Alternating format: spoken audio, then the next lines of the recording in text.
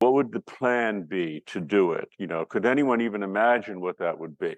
Well, people have been working on this for decades, and in 2019, the Green New Deal was put forth by AOC. And as you may know, the story of AOC, youngest female identified individual ever elected to the House of Representatives in her 20s at the time. And as soon as she gets in office, as soon as she has something to do, she proposes this along with other folks. And they had been, putting it together for a while. So here it is. This is the comprehensive plan, and why it didn't happen, why it's 5 years ago and still not happening, and what it would take to make it happen.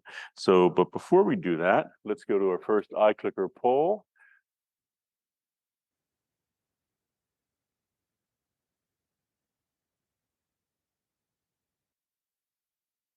Whoops.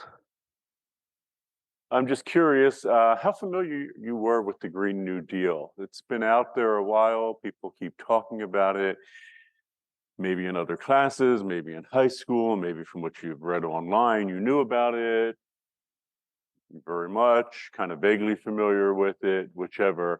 Curious where people are before we start. And the answer is mostly vaguely or somewhat. Only a small minority, less than 10%, that actually were very familiar with it. That's okay. We're about to remedy that. Or you're going to also be remedying it with the readings that you'll be doing and the documentaries that you'll be watching this week. Okay. So,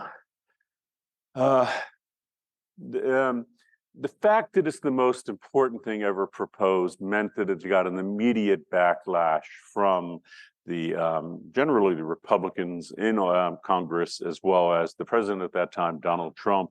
And he tweeted, "I think it's very important for the Democrats to press forward with their Green New Deal. It would be great for the so-called carbon footprint," why it's so-called, I'm not sure, "to permanently eliminate all planes, cars, cows, oils, gas, and the military, even if no other country would do the same." Brilliant. So that was the immediate response to it. And again, think about it. This is the most comprehensive climate legislation ever proposed. The then sitting president of the United States replies to it in that way.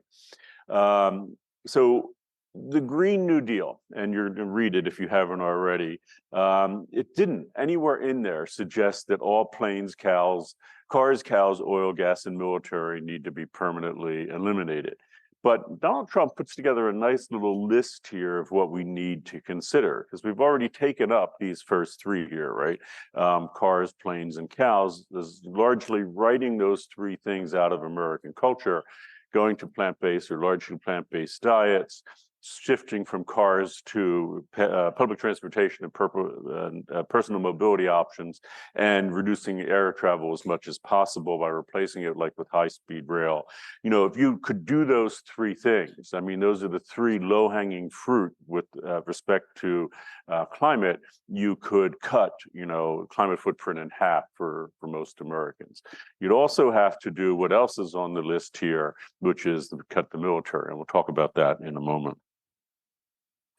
And the other things that Trump notes is that fossil fuel extraction, including, doing away with oil, gas, and gas in the form of methane, and then coal, we have to leave as much of that in the ground as possible. I gave you those numbers a while back.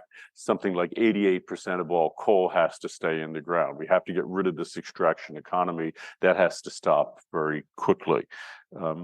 And then, regarding the military, some Green Party candidates, and those are different than the Green New Deal. The Green Party is a separate party in the United States. So you may know they're Republicans, they're Democrats, but there's another smaller party called the Green Party, which doesn't generally get many votes. I think in 2016, when Trump was elected, Jill Stein, who was the candidate, got 3% of the U.S. vote, so not a lot. So if you want to vote and you want, to rely on one party getting changes done, you're going to have to rely on the Democratic Party with respect to climate. The Green Party has better positions, but they just don't have the chance of winning in the same way.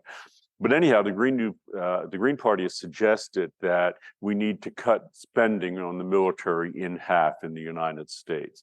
And in part, the argument goes, and this is related to climate and the fossil fuel economy, is that the US military is frequently used to protect fossil fuel interests, which is arguably the case in the last two wars that we fought, the two wars that we fought in the last 30 years, both in the Gulf Wars.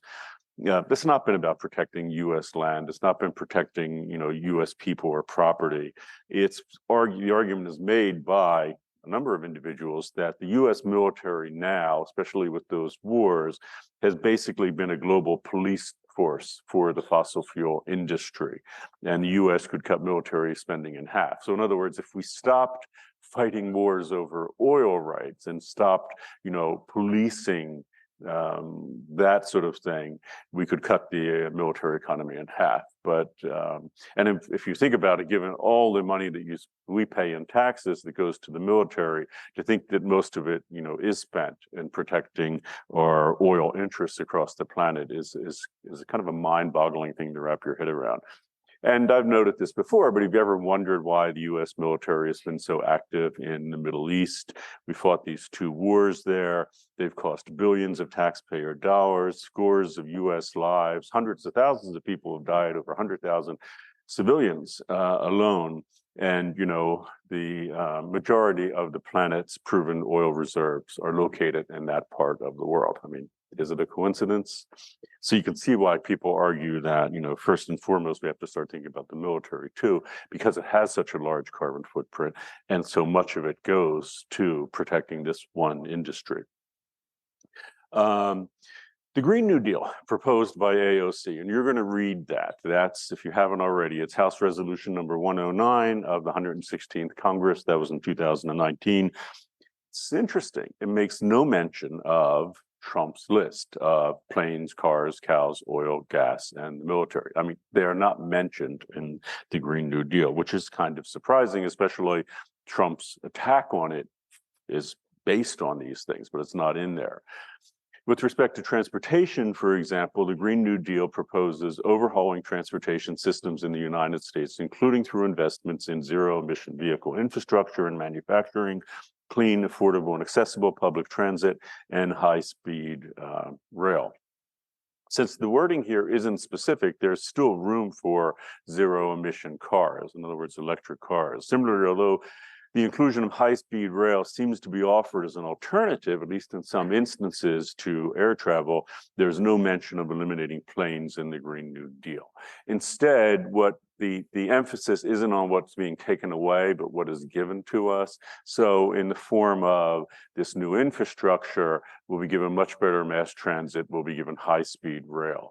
And why does that matter? Well, if you think about it, it doesn't make a whole lot of sense to fly around in the continental United States, especially when high-speed rail, this is rail that other countries all over the planet have it, Japan has had it since the 1960s. China has made a huge investment in high-speed rail in the last decade or so. This is rail that can go, trains that can go 200 miles an hour. So if you wanted to go to like any hub in the United States, say you wanted to go to Chicago from LA, well, that's 2,000 miles. Everyone would fly there to get there quickly.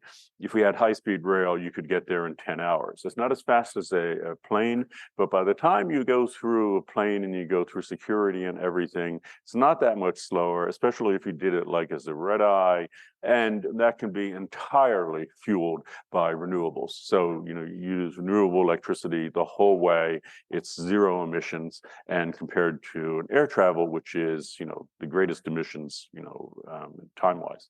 So what is done here is put new things on the table rather than taking things off. And it's clear, just in case you are a fan of travel and all, this is not saying you can't travel anymore, but it's finding more viable ways of traveling. And certainly continentally across the planet, it makes no sense to be flying when you could be taking rail. It does raise a question of how to go those ocean legs if you're doing a trip like that. But certainly high-speed rail could take care of a huge amount of what we do with air travel now. So going down on to Trump's list on cows, the Green New Deal proposes, again, quoting it, working collectively with farmers and ranchers in the United States to remove pollution and greenhouse gas emissions from the agricultural sector as much as is technologically feasible. So just a little technology, wording here. Farmers are generally people who raise crops. Ranchers are people who raise livestock like horses, cows, sheep, whatever.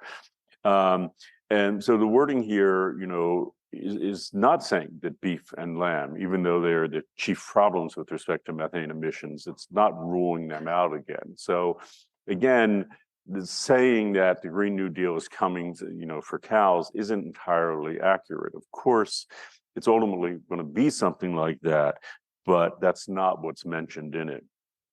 And the Green New Deal makes no mention of oil, gas, and the military at all. Full stop. And nor does it reference, coal or fossil fuels in particular, and makes no mention of the military. So it's again interesting that the notion of what the focus of the Green New Deal is being kind of twisted here. I want to ask this kind of early on, and that is, would you endorse a plan like the Green New Deal? You don't know that much about it yet, unless you've done the reading, watched the documentaries, but I'm kind of asking it early on because I'm curious. And I know it's kind of a little hard because the last iClicker poll we just did suggests that a lot of people only kind of vaguely know what the thing's about, but I'm just kind of curious, given the little bit that you now know from what I've said and maybe what you've read or noticed. And the results are, yes, definitely, or probably. Same thing again with the first two always being a huge majority. Definite no's are 13, not sure, 38. Okay, I'm going to tell you that I'm going to ask that basic question again at the end of this lecture to see if if it changes your opinion at all. Not so much because of what I'm saying, or I guess in part what I'm saying, but what other people in the class and have taken the class before, what they've talked about here. So here's the question. Why isn't there any mention when it's obvious that we'll need to confront planes, cars, cows, oil, gas, and the military spending? Why isn't this mentioned here? I'm not exactly sure, but it seems likely to me, at least in part, that the proposal is intentionally vague in order to avoid the attack that Donald Trump and others have made on it. So why was Trump eager to discuss these issues and AOC and her colleagues reluctant, especially when these issues will clearly need to be addressed? It seems pretty clear that in drawing attention to them, Trump was hoping to turn public opinion against the Green New Deal. Obviously, because Americans like beef, Americans like cars, they like air travel, like all the things you get from fossil fuels. And Americans also tend to get, a little anxious when you suggest that we won't have a strong military to protect us from the rest of the world, as the rest of the world isn't always very happy with the United States, and often for a variety of arguably pretty good reasons relating to our military acting as an international police force for the fossil fuel economy. So it seems that was the focus of the attack made on it. And I can tell you right now, we'll go into details, the attack was very successful. The Green New Deal, in case you didn't know, didn't get passed. It did influence what ultimately was passed, a much more watered down version, the Inflation Reduction Act by the Biden administration in the next presidential administration after Trump, but nothing like the Green New Deal itself. Public opinion was successfully turned against it. And if you think about it, just standing way back and looking at it, that's rather astonishing, right? I mean, the one legislation that we've had that would address the largest existential problem that the humanity is now facing, everyone as a human being should have wanted to get on board for this because, it would save the planet. But American opinion was turned against it, which is extraordinary, and we'll talk about that.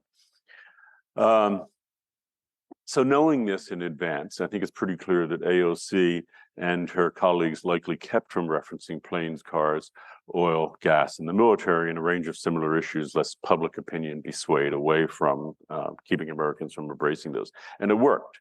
But here's the interesting problem. So framing this to understand. When this legislation was proposed, it got shot down in a big way. But the irony is, even though it was the most comprehensive legislation we ever had for something like this, it still is not enough, that we arguably need to do even more than that. So that's the great irony. I mean, the biggest thing we've ever tried, Americans won't get behind it, and it's still not big enough. It still doesn't address enough. So why do I say it's not enough? Stop thinking nationally in terms of the US, think globally, and thinking the role the US has to play in it. So, around the world, 1 in 5 people, 1 in 5 people around the world without access to power live in India. India has hundreds of millions of people that do not have electricity. And India is very keen on developing into the 21st century for its people, providing access to basics now, like electricity.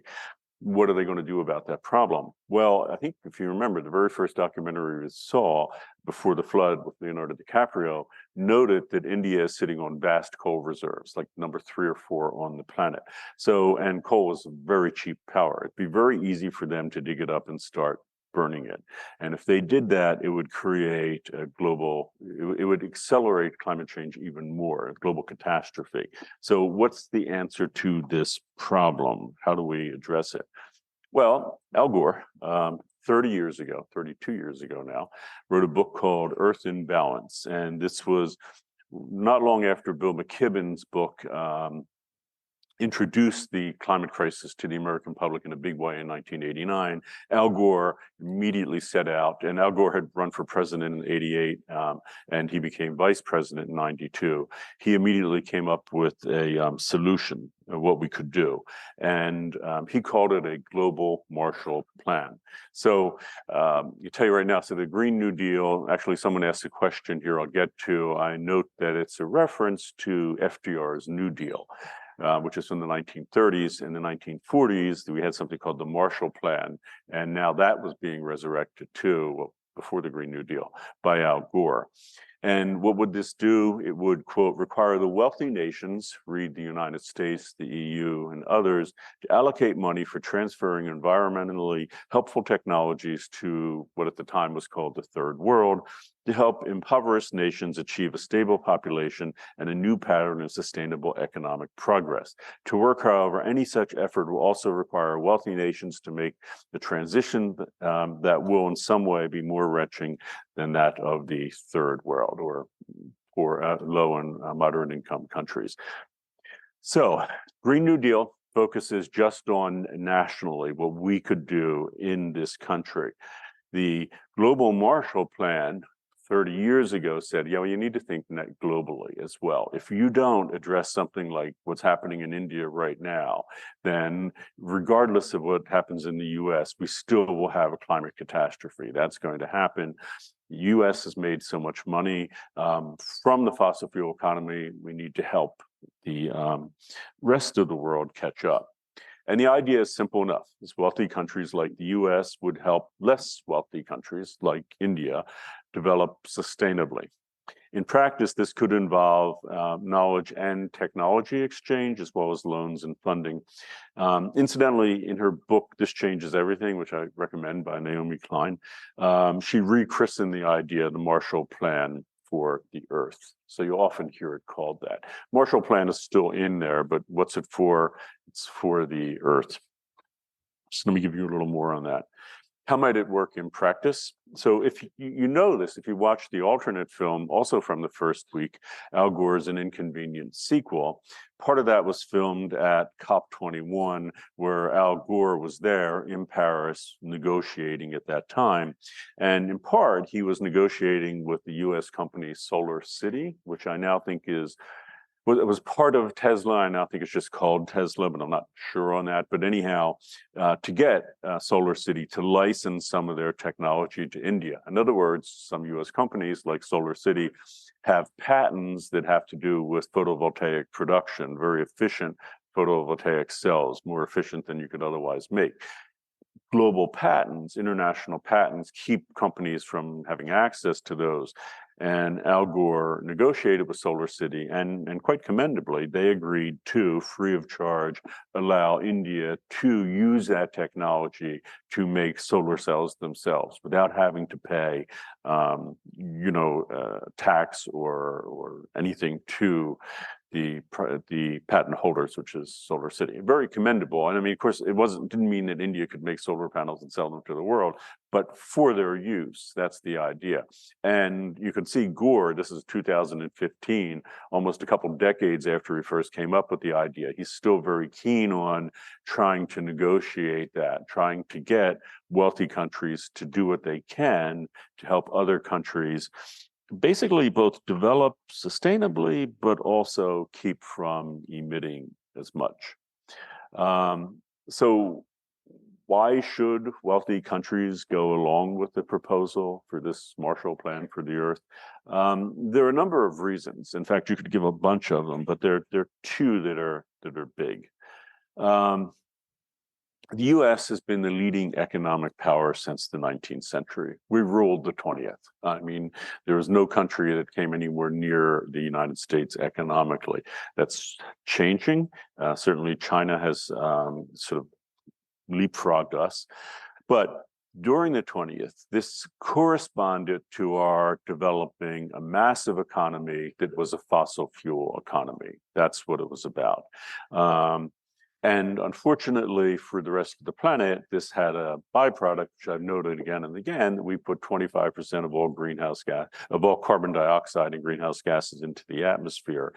And since, the argument is simple enough, since we made so much money, so much wealth by causing this problem, we have a responsibility, and as like I say here, I would argue a moral obligation to help remedy what we've done. So we're in the best position to help because we have the strongest economy, we've made the most money, we can invest, we have things like these patents and all, and we owe it to the world because of what we've done to do something with that, to help the world with it. And it doesn't necessarily mean it's going to cost, that much necessarily, but it is an obligation that we have, a moral obligation, because it's like, you cause a mess. If you caused like knocked over a gallon of oil out in front of this building and you caused that massive environmental problem, you can't just walk away from it and say, well, this isn't really where I live. You figured that out. You have an obligation to do it. But even if you're not moved by that argument, even if you say, yeah, well, we're not going to do that. It's our money now. We're not going to give it to the world.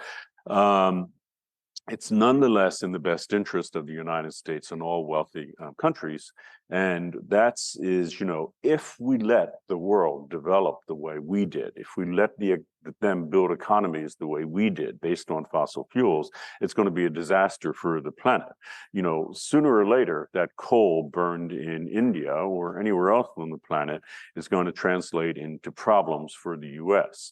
So we may not think it, but, or you may not think about it, when there's like a wildfire here or an atmospheric river is dumping on California, that's not something that was caused just in California. I mean, we played a role for sure. The United States played a role, but everywhere on the planet, they're playing a role. And if other countries do what we did and keep putting more and more emissions there, it's going to hurt us here in the US, in California, in Santa Barbara. It's just the way it's going to work. So it's in our own best interest. And some people have asked me, what can we do about wildfires in California? What can we do about atmospheric rivers? Well, you could do some management of underbrush in California, but as you know, if you drive around the state, I mean, there's just huge expanses of open area where there are, native plants and trees and all that are just ripe for wildfire during a drought situation. There's very little you can do there. There's nothing you can do to stop these atmospheric rivers coming here in California. I mean, coastally, yeah, along the coast, you could put on storm brakes and all, maybe. But if you want to address the problem here, as in everywhere, you need to address emissions across the planet. And the best way to do that is to cut down emissions everywhere. And that's what this Marshall Plan for the Earth set out to do. But here's the problem, and here it goes back to the Green New Deal. if just mentioning the fact that we need to curb our love of beef and cars risks turning the American public against climate action, as Donald Trump hoped, and he was successful at doing that. How do we get Americans to go along with something like a Marshall Plan for the Earth in an era increasingly defined by nationalism, reduced international aid, and closed borders, where we're literally building walls? So this is the problem here. I mean, it gets to the question of how do you convince the American public to go along with either of these plans, with either a Green New Deal or a Marshall Plan for the Earth, when even the Green New Deal, where it's all about Americans, it's all about people in the U.S. It's going to provide enormous things for people in the U.S., like education, good unemployment benefits, healthcare, dental care, all those things for Americans. If you can't get Americans to get on board for that, as much as it's going to help them, how are you going to convince them to write a check and send it to India? And this takes us to the root of the problem. On the one hand, we need to make sweeping changes to our American way of life that will involve cars, planes, cows, and a whole lot more. In that sense, Donald Trump was right. In that sense, the Green New Deal does not go far enough. And at very least, it could be more specific regarding these things. And we see it doesn't even mention them, and outlining just what sort of changes we need to make if we hope to get through the crisis, such as a Marshall Plan for the Earth. So that's the half of the problem.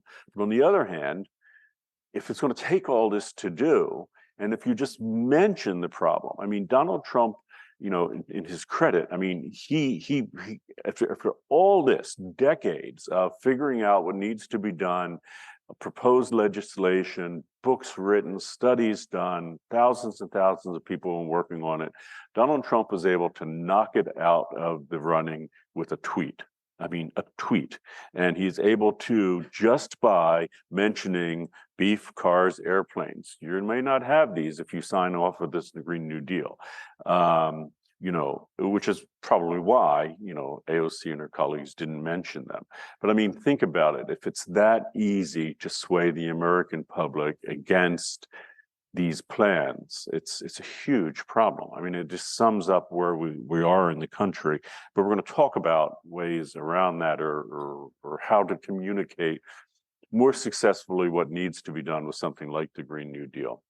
To put it even more simply, while the Green New Deal is the best proposal for climate action that we currently have, and be very clear, I would endorse it. I would vote for candidates, have voted for candidates who endorse it. It's at once not doing enough, and at the same time doing too much for many, and in fact for most Americans to get behind. Most Americans did not want to sign on for the Green New Deal, and at least as far as their representatives were concerned. So I'm curious to hear what you thought of the Green New Deal, and we're going to get to those comments now that you've read legislation proposing it and you watched those short documentaries about it. Is it enough? Do we need something more, like the Marshall Plan for the Earth as well? But, is it too much to endorse? Or, and this is the basic question that we have to face, because, I mean, again, if you want to do something about the climate crisis, you can do little things here and there, like change your diet. It's all good. But if you want to do what is necessary to be done, we as a country could jump into this with both the Green New Deal and the Marshall Plan for the Earth. But then the question is, my question here, how exactly do you get enough Americans to go along with the Green New Deal to vote it into being? And that's what a number of people have addressed with their comments. So typical thing about the climate, about the discussion, that I'm just going to be quoting people here. And there were quite a few of the comments on the Green New Deal that expressed sentiments similar to this one. So, quote, "Unfortunately, I was one of the people who was misled and misinformed about the Green New Deal due to the media's portrayal of it. All I knew that it was about climate change and that it was radical." So this person is responding, having watched the documentaries, as will all the people here. So even it's a little confusing. This week's on the Green New Deal. Tuesday was the actual reading of the Green New Deal. This is on the documentaries. This person read them and said, well, media has been misleading people and I was misled too. And next comment, similarly, When you assigned the readings of the Green New Deal, I had mentioned it to my parents, and they immediately started talking about how radical the idea of getting rid of all cars, planes, and cows was. Again, not in the Green New Deal, but they got that message from someone, maybe Donald Trump. But once I read it, I was super confused because I felt like I was missing something. The Green New Deal said nothing in detail, and I felt almost tricked. After watching the videos, I realized that the media and politicians have been overtly tricking Americans into believing this solution is worse than our current situation. That's a good way to put it, because the argument is made, if you go along with the Green New Deal, we'll be worse off than if we don't go along with it. Platforms only talk about the negative effects of the Green New Deal, leaving passionate activists to sound like they are crazy. Because they are so outnumbered, the voice of reason is being trampled by climate deniers and those who are desperate to continue business as usual. As a nation, it is our job to implement a change. Maybe if we take this first step, other countries would follow in our footsteps and we can save the planet. Yeah, the world does look to the U.S. in so many ways for cultural changes. It's the most important thing that has ever been introduced with respect to climate in Congress. Why? Because it outlines the sort of changes that we need to make to mitigate the climate crisis, which is one of the, obviously greatest collective challenges we've ever faced as a species. It's just an outline, and if you read it, and it doesn't take that long to read, it's only 12 pages long. You can read it in like less than a half an hour. Doesn't go to any issue in detail, and that's one of its greatest strengths. As you know, you can read it in a single setting, and you might want to actually, if you haven't read it, just see how long it takes you to read it, which is astonishing because here we have this proposal that probably matters more to your future than anything else that the federal government has ever weighed in on, and most people haven't read it, although it's fully available to anyone. Given that it's such an important document, it's not surprising that many Americans have heard of the Green New Deal. And, the American public has, as a consequence, been very polarized about it. In spite of the fact that very few people have actually read it, like this person made the first person that says, all that I knew about the Green New Deal, if you remember that comment, was that it was about climate and that it was radical. Where did that idea come from, right? I mean, it's not from the Green New Deal itself, because as people note, and you can see many people to note once they read it about it, they had this idea. Where did that come from? It didn't come from the Green New Deal itself. The root problem here is, for democracy to work, the voting public needs to understand the issues about, what we're facing as a country, a planet, as a species, But the problem is there's a layer between us and the lawmakers that we elect. And that layer, and that's what the documentaries were about, short as they are, that layer in between us is the media itself. And it raises this kind of epistemological question. Where do we get our ideas? Well, you can get them from the source. You could read the Green New Deal and come up with your own opinion of it. Very few people from our initial poll were even very familiar with it who actually would have done that. And you folks coming from a liberal, progressive state like California, being, university educated, you're far better off than most of the public would be with regards to something like that. And, the problem is most of us in the 21st get our, our knowledge through media of one sort or another.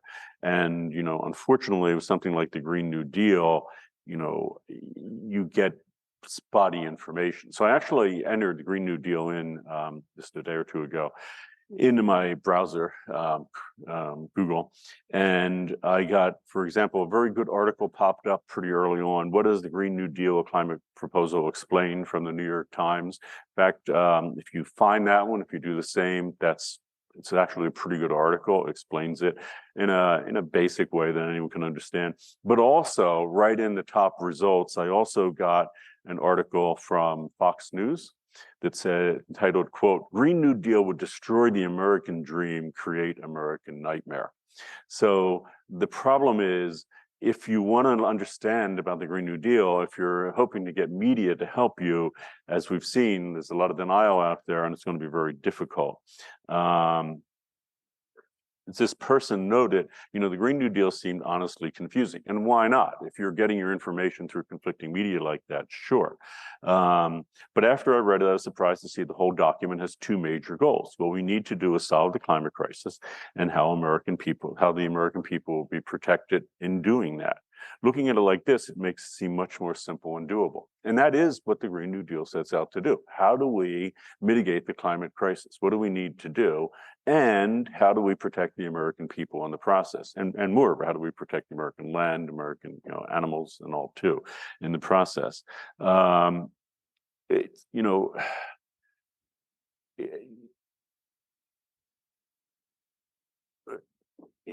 it's interesting because if we think that it's just going to be, again, something personal, if you learn the truth about the climate crisis, but we really need to have an effective plan there. And the Green New Deal is, as a number of people have noted, is pretty effective, like a mission statement of what needs to be done.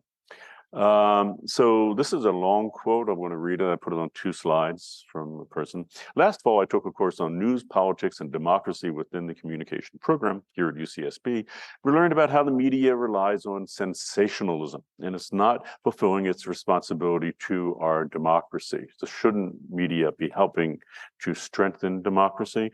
Unfortunately, consumers are attracted to the spectacle and don't want to be shown things they don't understand. So rather than teaching voters about the details of policies and issues, the media dumbs down the message and relies on partisanship to tell voters how to feel about policy.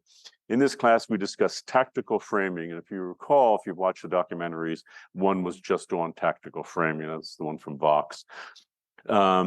We discussed tactical framing by the media in detail. It's a strategic move by the media to attract viewers and make it more difficult for people to form educated opinions. So this person does a nice job of actually defining tactical media here. That happens in the documentaries, but it's an important point. So let's listen to this person.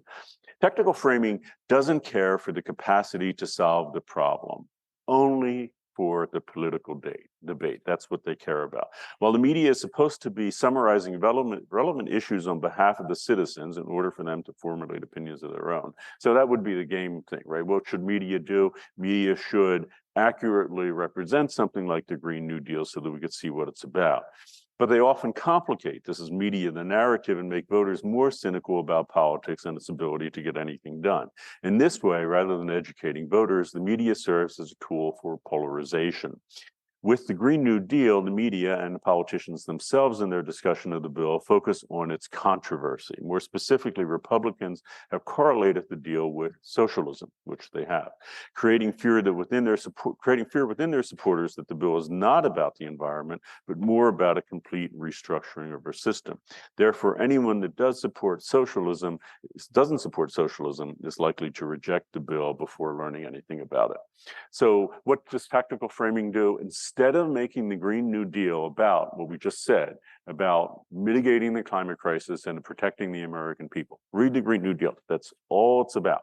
And it addresses all sorts of social justice issues in the way, but why? To protect the American people, especially disenfranchised groups that need protection more and have historically not been protected.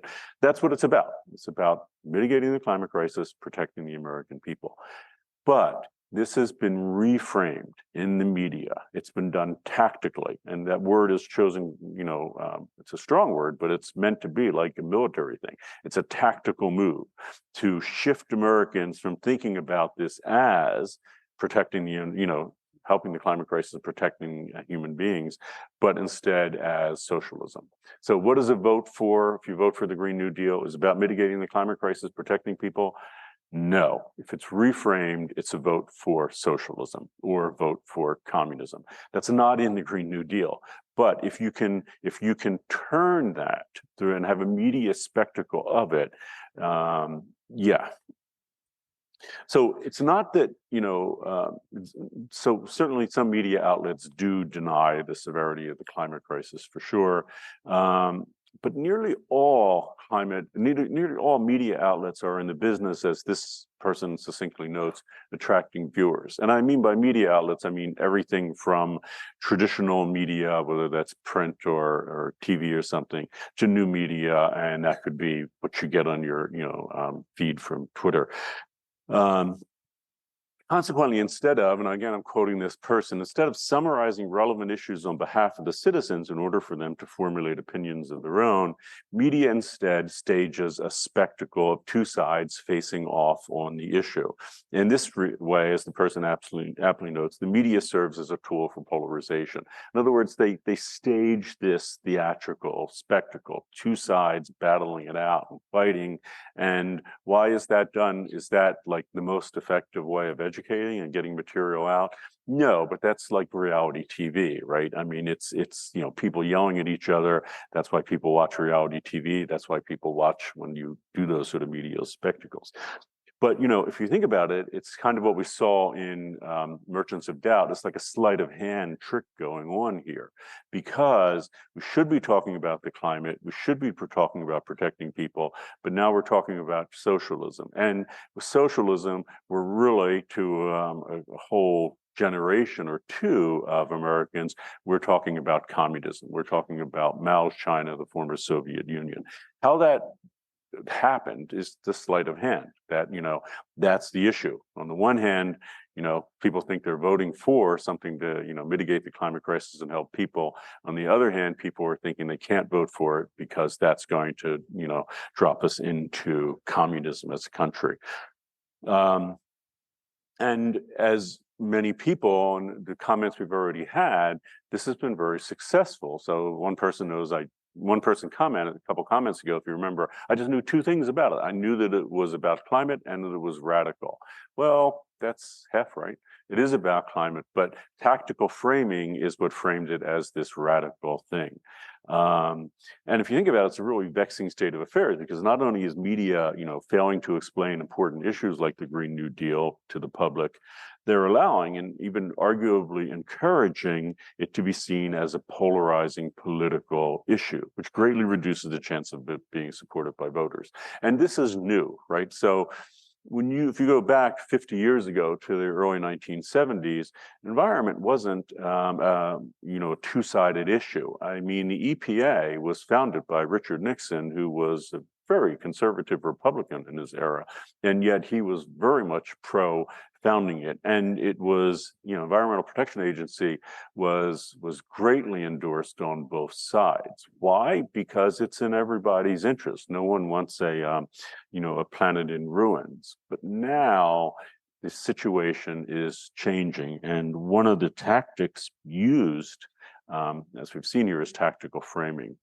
So go to the next comment. There's been an active campaign to confuse and misdirect the American public from the true facts surrounding the climate deal. I think that's right. Just as we saw on Merchants of Doubt, that film just a few weeks ago.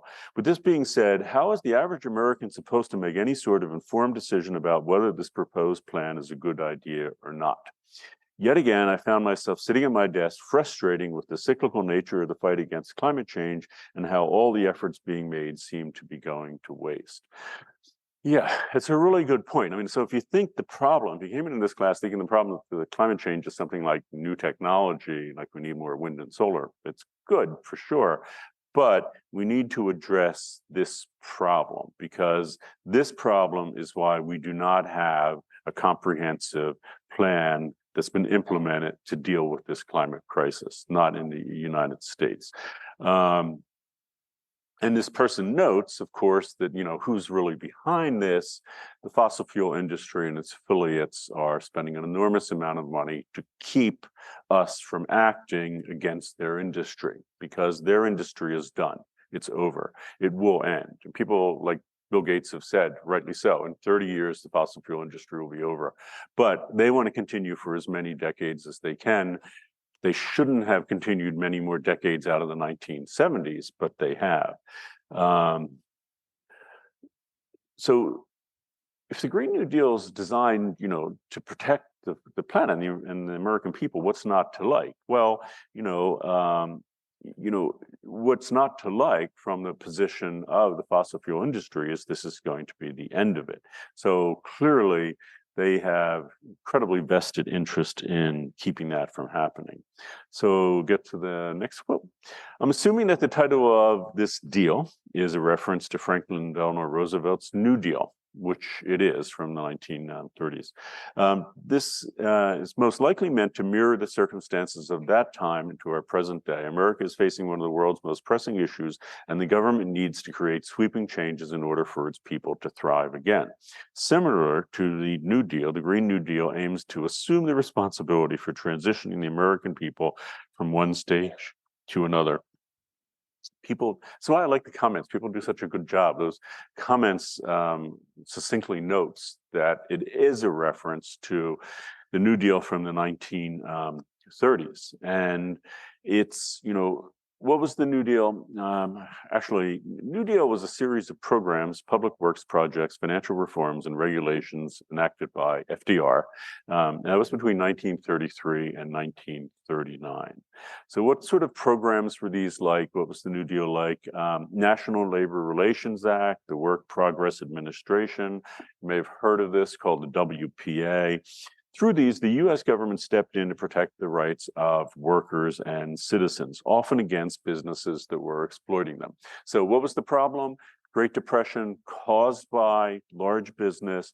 People were in very bad shape economically, as you know, but there were no protections for them. There wasn't things like minimum wage. There wasn't health care. There wasn't really anything to protect the American people against the predatory practices of business. So, as a democracy, FDR thought, well, wait, this is wrong. Their job, the government, is to protect the American people. These predatory practices were harming American people. What was to be done? Stop those practices. So, what was enacted? Things that were, needed. A 40-hour work week, for example, minimum wage, workers' compensation if someone gets hurt, unemployment benefits if you lose your job for a while, federal law banning child labor, because again, these predatory practices, businesses were employing children and there was nothing that could be done to stop them. The New Deal put a stop to it. It provided direct federal aid for unemployment relief. It initiated Social Security. So, the fear was at the time, people would work, they'd get older, they'd have absolutely no pension, no benefits. So this was to put something in place for them. And, in some cases, health insurance and all as well. This all happened with the New Deal. So what was it about? It was protecting the American people against business. So why invoke the name of the New Deal with its focus on protection for workers and citizens? Well, and it is, if you think about it, it's not, and it could have been named something different than the Green New Deal. It could have been named, Save the Planet Plan or something. I don't know. But it wants to specifically note that the focus here is on protecting the American public. Why? Well, let's start with coal. I said 88% of the coal that has not been extracted cannot be extracted. We have to stop that right now. It's a dirty mess. Coal produces twice as much CO2 per BTU burned as something like methane, natural gas. So we just have to stop it. Well, the problem is there are whole, communities in places like West Virginia and all that are built around that. A significant number of people have for generations made their living off coal mining. So what would happen if we do what we need to do, which is stop it right now? If we say, okay, we're going to stop the coal mines, what would happen to those people? Well, the Green New Deal aims to put safeguards in place to protect those people. So it's a wonderful plan because social justice and in general DEIJ issues are central to the Green New Deal. And it provides resources. So I'm quoting from the Green New Deal here. It provides resources, training, high quality education, including higher education. So the Green New Deal would mean that everyone in the United States would have access to a university without a charge. So forget about the idea that you'd have, student loans. You could go both if the Green New Deal were enacted, Education would be free, including graduate education for people. And why do that? Well, think about it. If you're going to do away with an industry, what you need to do is retrain people who were involved in that industry in something else. So the logical thing would be, and people like Hillary Clinton, when she ran against Donald Trump, made this argument that we need to turn areas like West Virginia, where we have traditionally done mining, well, they would be great to do things like manufacture wind turbines there. Why don't we shift over that those people will still be energy providers, but not dirty fossil fuels like coal, but renewable energy like wind turbines. And why is it done? So again, quoting the Green New Deal here is, it's about people of the United States with a focus on frontline and vulnerable communities, like coal extracting communities, so that all people of the United States may be full and equal participants in the Green New Deal mobilization. So that's a quote. If you didn't do something like this, and this is why the social justice component comes in, then so many people would get harmed by the transition necessary. Coal is just one example. So I've been talking about how we need to reduce air travel dramatically. Well, that 500,000 people are employed at airports across the US. What's going to happen to those people? Well, obvious thing, they could be retrained to work with high-speed rail and a new industry that has to come up to supplant air travel. So next comment. I appreciate how the Green New Deal addresses many different promises such as jobs, healthcare, education, and economic freedom. I also appreciate its commitment to helping ordinary Americans in the transition away from fossil fuels, as I feel that it is of utmost importance. I feel as if the changes it proposes have many ways to help Americans that may have been negatively affected by them. That's the goal. And again, great comment that sums it up. If you don't do this, many people are going to be harmed. How do you rebuild into a new economy and help everyone come along with it, and help communities, individuals who've already been disenfranchised? How do you help them be part of it? So the beauty of it is you can address these other issues at the same time, like DEIJ issues are central to it, because if we're going to solve these problems, we need to address a range of intersectional issues that are already out there. And the problem is, detractors from the Green New Deal, they draw attention to the fact that it will cost millions of jobs. If you do away with the coal industry, oil industry, fracking industry, air travel, it's going to cost millions of jobs, and it's going to hurt displaced, workers. They want to focus on that, saying, well, who would vote for this? And if you see how voting trends are, I think I mentioned to this class before, 2016 election, there's one county in the United States that voted for Donald Trump more than any other. 97% of the voters voted for Donald Trump, and that was a coal extraction community in West Virginia. And of course, because they thought that if they didn't vote for him, a vote for Hillary Clinton would do away with the only industry that their community has. And that's why you need this in place to help folks like that. And if you think about it, it only makes sense. And this is why it's an intersectional issue, because let's stay with that coal extraction. The fatality rate for someone who works in the coal mining industry is 6 times greater than any other private industry, than average in a private industry in the United States. It's the 7th most dangerous job in America. So if you think about it, the profound irony is, here's 98% of a community voting to keep an industry that was incredibly dangerous and had been for generations. But then there are specific environmental problems apart from the CO2 being released.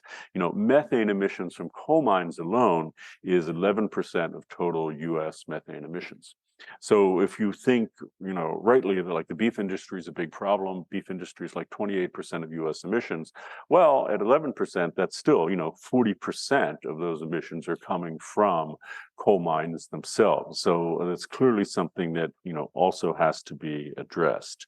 And even aside from like the global problem with that, coal mines are incredibly dirty in terms of point source pollution. So in other words, if you have a coal mine in your community, it's going to, we actually have a quote here. Strip mining destroys local landscapes, forests, wildlife habitats at the site of the mine when trees and plants and topsoil are cleared from the mining areas. This in turn leads to soil erosion, devastation of agricultural land, and so on. So coal mining, you might have a notion of it is when people are like working in mines and all with the little lights on and all that still happens a little, but coal mining in the US especially involves mountaintop removal. So if you looked over at the mountains over here, we have at Santa Barbara, those are like 2,000 or 3,000 feet.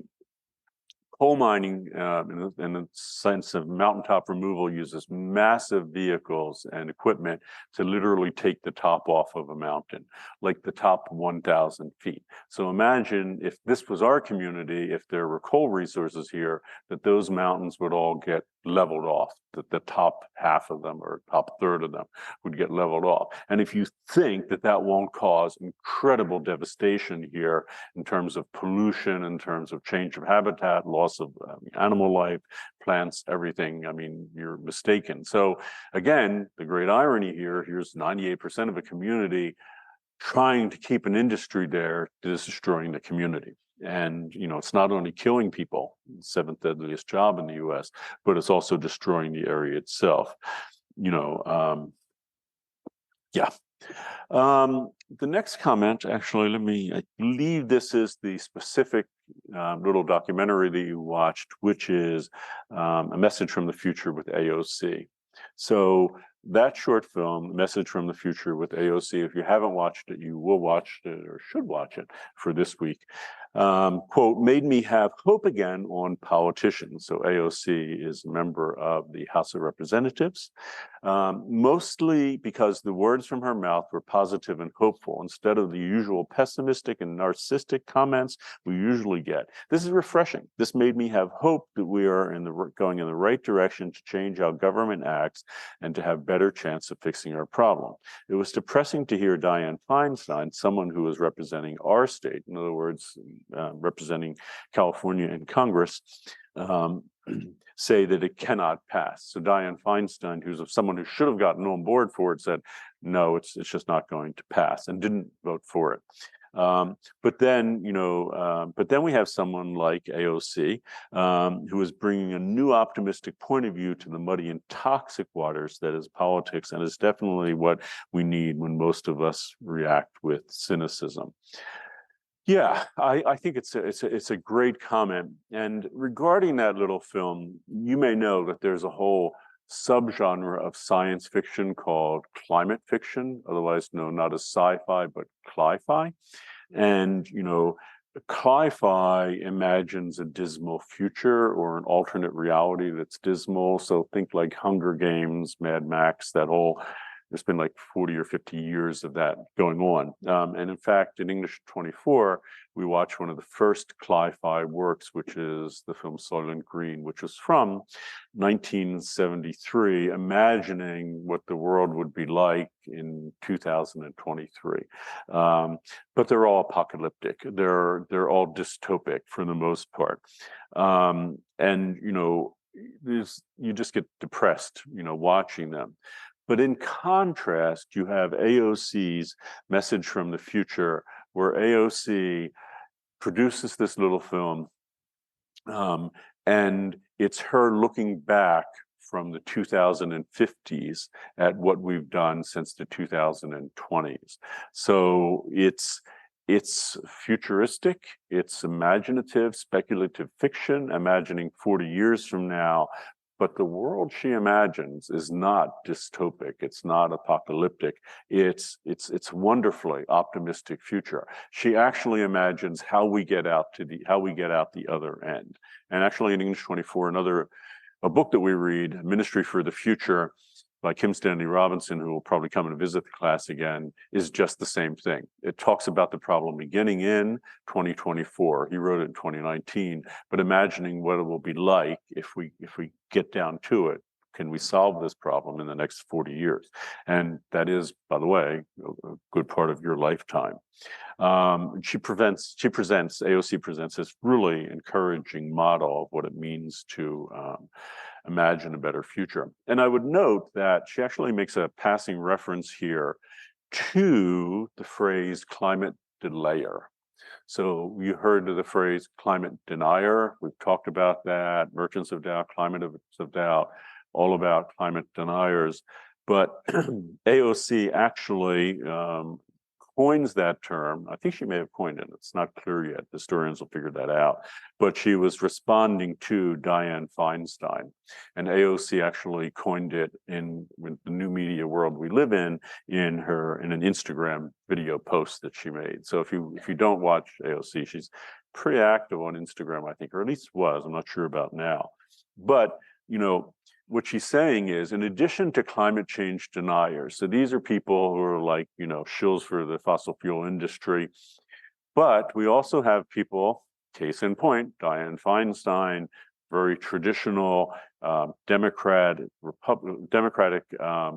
politician from California, certainly not controlled by the fossil fuel industry, but she would not take the position of action. And AOC says, well, these people are delayers. They're climate change delayers. We need people who are active and proactive. And as bad as deniers are, we have this other group to worry about, which are delayers. People like, Feinstein, instead of rolling up her sleeves and figuring out how we can get something like this passed, they just drag their feet to help mitigate the crisis. So the next comment, I believe, is also on AOC. I loved AOC's film and her narration. So if you haven't seen it, she narrates it as well, and I'll talk about that in a minute. I'm a huge fan of hers. Yeah, join the club. So I was immediately drawn to what she has to say. I'm also majoring in art and have always had a love for painting. So I listened to her powerful language associated with the beautiful watercolor time lapse that was quite beautiful to watch and to see. I was left wondering after watching these films, who in their right mind could watch these and not agree with and support the Green New Deal? It baffles me, honestly. Yeah, so I don't want to talk about that. If you haven't seen it, or if you have seen it, to talk about the format of it. So it has AOC doing the voiceover, but what it is a camera set up shooting down on a table, and an artist is doing a watercolor painting there. And as she's doing it, as AOC is saying, that we brought more jobs to America and all, and then you see the artist painting in the people doing those jobs and all. And that artist, by the way, her name is Molly Crabtree. And it takes a couple weeks for the artist to do. And of course, it's just sped up with time lapse. And, obviously there's probably a good deal of editing with it. But what's really striking about that, I found, is it's an incredibly effective film. And really, it's done by just two people. AOC providing the narrative and actually narrating it herself, and an artist doing it.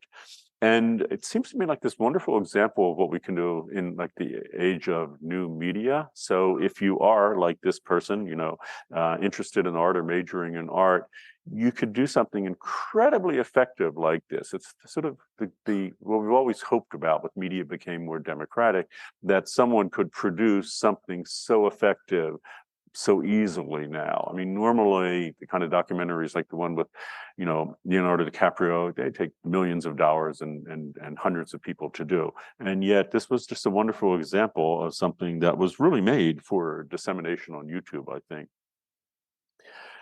Yeah. Next comment. By increasing government spending and revolutionizing infrastructure, it is possible to create millions of good, high-wage jobs to provide security for all of those in the U.S. That's quoting the Green New Deal. It's crucial that these jobs provide equal pay for everyone, regardless of race, class, gender, citizenship, and physical aptitude. Moreover, the Green New Deal will give Americans the right to a living wage, welfare services, adequate, affordable housing, quality education, and healthcare, all of which will help mitigate the fears that customarily accompany periods of significant change. These efforts will create healthy, sustainable, inclusive communities that are ready and willing to adapt to major policy reforms. Wow. Again, that's why I kind of like this format. So, and we're kind of 2/3 of the way in the class. If you wonder why I quote people and then just comment on their quotes, because this sums up the Green New Deal. So I mean, if you could have, fired off something to respond to Donald Trump's tweet, I guess this wouldn't quite fit in a tweet. Are they still called tweets now that it's X? I never thought about that. Are they X's? Should they be X'd out? Sorry.